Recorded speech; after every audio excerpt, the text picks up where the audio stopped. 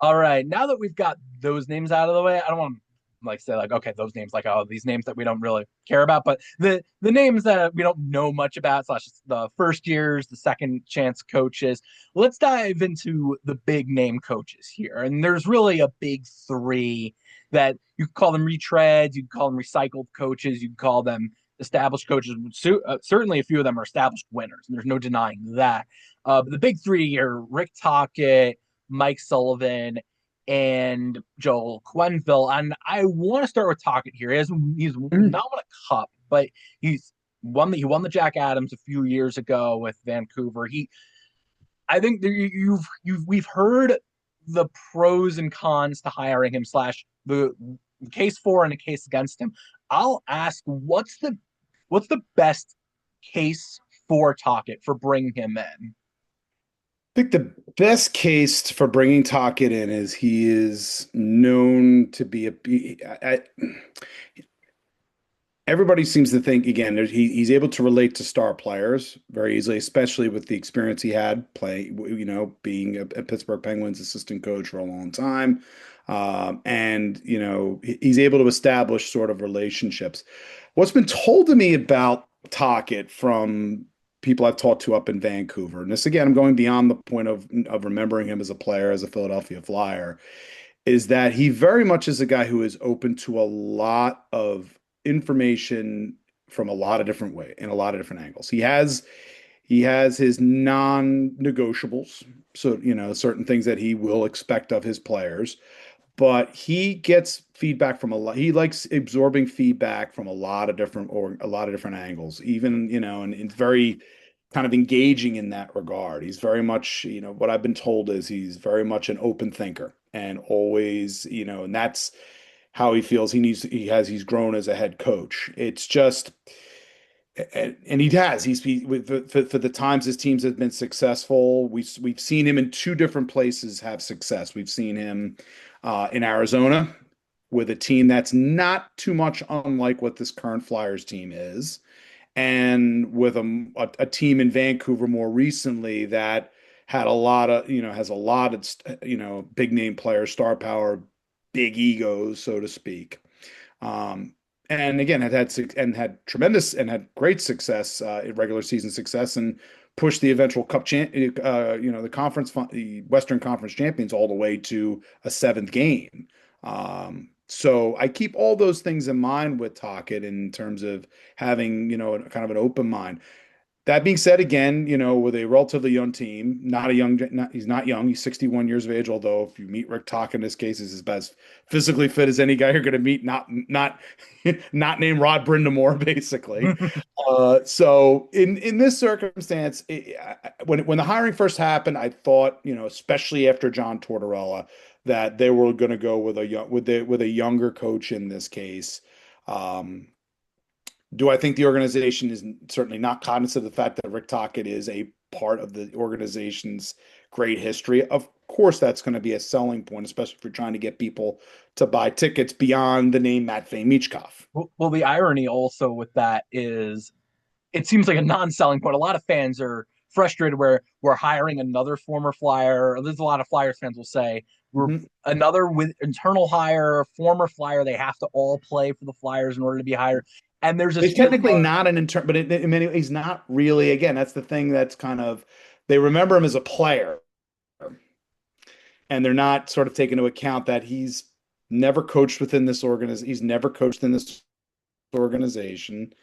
And he again he's had prior success at two stops. And I think that is a very important thing to keep in mind that he's had success with a lot of talent and he's had success with a team that, that may not that had, some young talent, but was, constantly punching above their weight like the Arizona Coyotes were under his time. I think what's interesting is you mentioned the part where he's open to a lot of changes or open to a lot of things where obviously you have your analytics community or Yes. have your uh you have your long time NHLers there. What I think is interesting is that it's hard to really pinpoint is he going to anything systematically that he brings because he's a very balanced coach where you're not going to be that type of team that runs up the score every night. And you're not going to be the type of team that wins every game 2-1.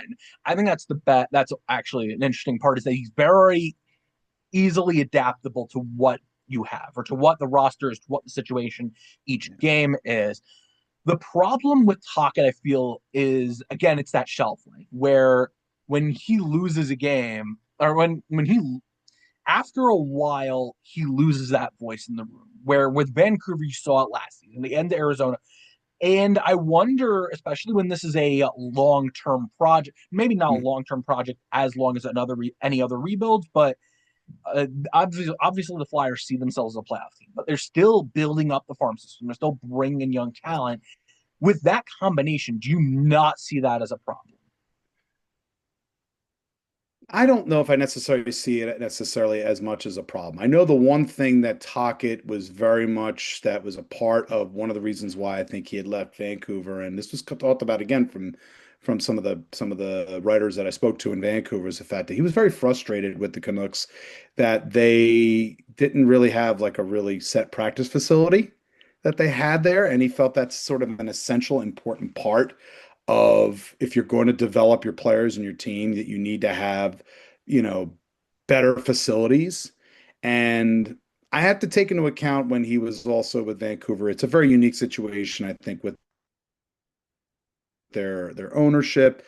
In recent years, there's been a lot of stuff that's going on there when Bruce Boudreau was coach, and it just seems like in many ways in Vancouver, he was happy to be certainly back coaching in the NHL, and he had an opportunity to do so after being with TNT with their broadcast.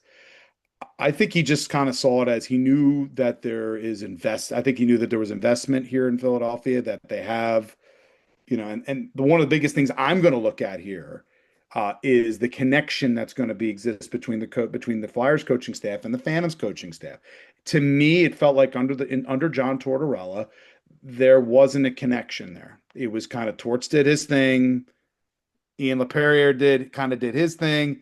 Maybe the guys will be ready to play, maybe not. And to me, that is always a big, big problem because there should be when you have geographic closeness to one another. In this case, like the Flyers and Lehigh Valley has, that should be leveraged, and there should be a cohesiveness that exists, an organizational understanding.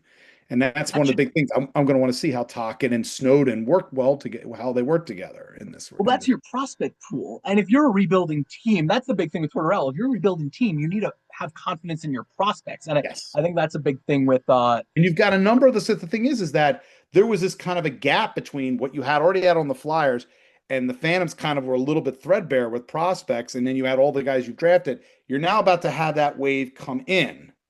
So you need to have someone, a coach like a Snowden here to get them along in the organizational philosophy, whatever it is that Tocchet's planning on doing going forward.